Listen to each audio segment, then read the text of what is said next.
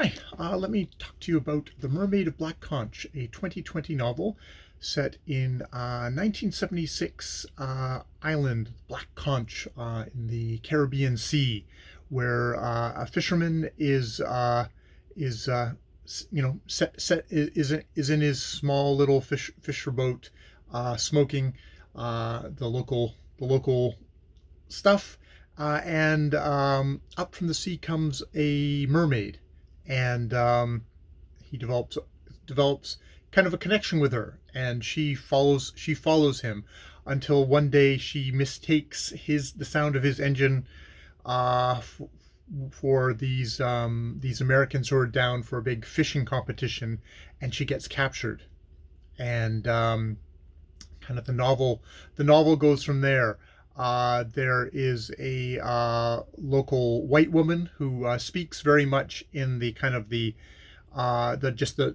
patois of the place. She is white. Her family bought the plantation, the lands around after slavery, but is still very much kind of implicated in that system. And I mean, other characters despise her because of who she is. I mean, and she may be benevolent. She owns all the land around here. She has got the economic one up, and she and her former lover, who was a black man, who they had a child. He left because he was just sort of tired of being kind of looked down upon by all his fellows as basically the house black person in the thing.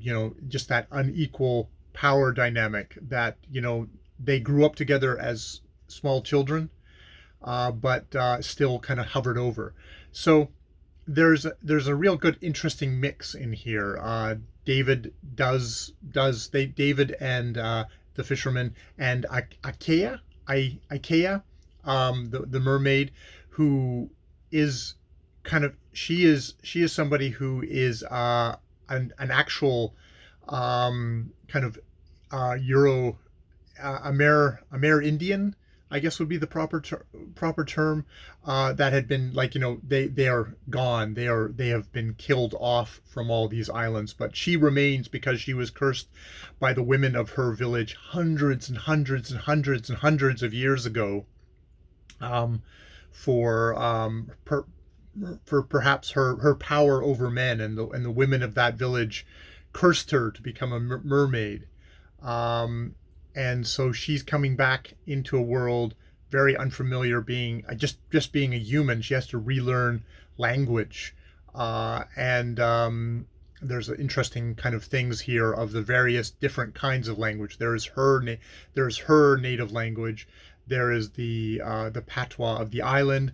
There is the written down English that the plantation owner woman has, she knows, and that's something else to be taught. So there's kind of you're getting the layers upon layers of the that have been laid upon this island, this island, other islands in the area. Um, David has an interesting relationship with Achaia, in that, he very much feels attraction to her, but is also cognizant of the fact that she is somebody who is vulnerable, and he's aware of the kind of weird kind of power dynamic in this situation, and he honors that, kind of setting him apart from sort of other characters in this book. There's the Americans who's like, oh, we caught it, and therefore it is ours to take and exploit and do with what we will do with, which is, it's a pretty straight up metaphor for the original Europeans, the Spanish, I think it was, who came to the islands and said, we've caught this. This is ours. We're free to do with what we will do with it. It's told in multiple voices. It's told in the voice of David, writing a journal in closer like 2016. It's told through his sort of just, his present, his just, at the moment experience.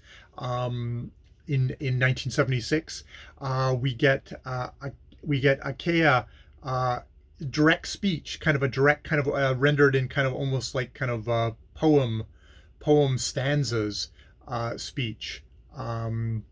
So there's multiple voices in here. There's the plantation owner woman. There's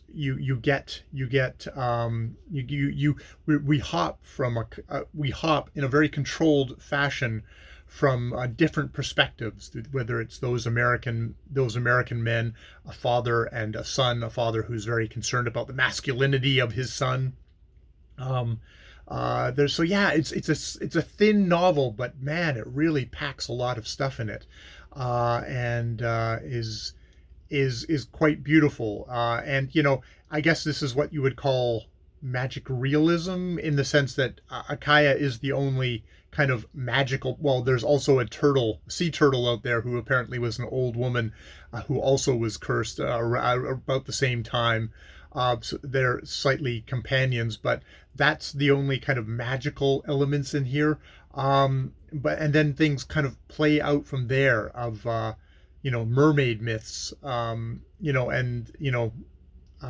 You think of Hans Christian Andersen, but you also think of just sort of older stuff of these kind of more native to these islands stuff. So yeah, a really, really good book, really engaging.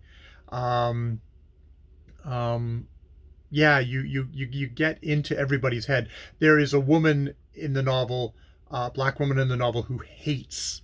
I was saying, like, someone hates that plantation woman, and it's like by the end of it, I get her point of view as well, and it was like, oh, okay, we have another thing of like a woman, being the awful thing for this woman, which is like, but unfortunately you can see how the histories and how the stuff can twist people into this kind of this destructive cycles in there.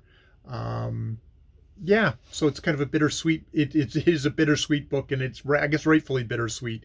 It's bittersweet. Sometimes it's just bitter of just it's a good way of kind of capturing the ugliness of the history, but also the humanity of the people involved, whether it is humanity of the original natives of these islands, the black people who are pulled here, and the awkwardness and the kind of the responsibility of the whites who have sat up top of this pyramid. But also never losing sight of these people as people, which is, I think, is the real trick for a novel. Because like in a nonfiction book, you can kind of lay out stuff but you don't have to kind of conjure up them as people in a way. Well, so I think the best nonfiction does do that, but there's more of a responsibility for that for a fiction novel, where you just want you if you don't believe the characters, then the novel isn't going to land. And I did believe the characters in this book, and it really did land. All right, I will leave it there. More videos later.